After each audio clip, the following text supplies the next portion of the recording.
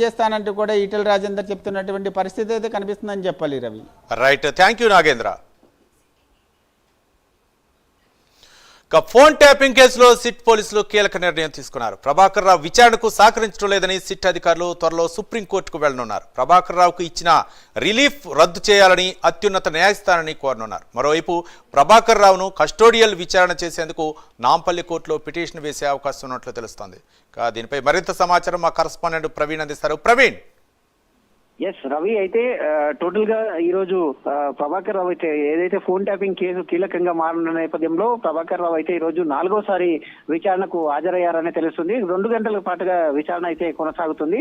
అయితే గతంలో 3 సార్లు విచారించిన నేపథ్యంలో ప్రభాకర్ రావు కొన్ని ప్రశ్నలకు సమాధానం ఇవ్వకుండా దాటవేసడం జరుగుతుంది. కాబట్టి ప్రభాకర్ రావు విచారణకు హాజరు కావటం విచారణకు సహకరించడం లేదంటూ కూడా ఫోన్ ట్యాపింగ్ కేసులో సిట్ అయితే పోలీసులు కీలక నిర్ణయం తీసుకున్నారు.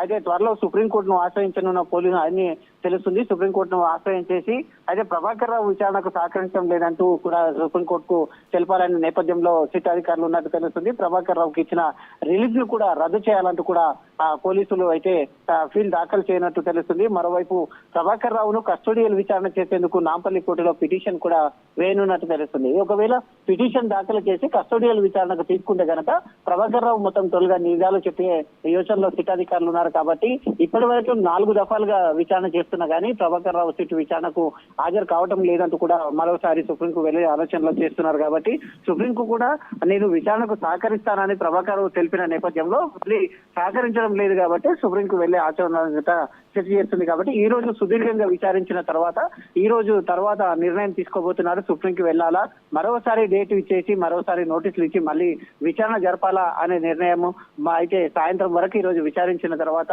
సిట్ అధికారులు ఒక నిర్ణయం తీసుకోబోతున్నట్టుగా తెలుస్తుంది. Right, thank you Praveen.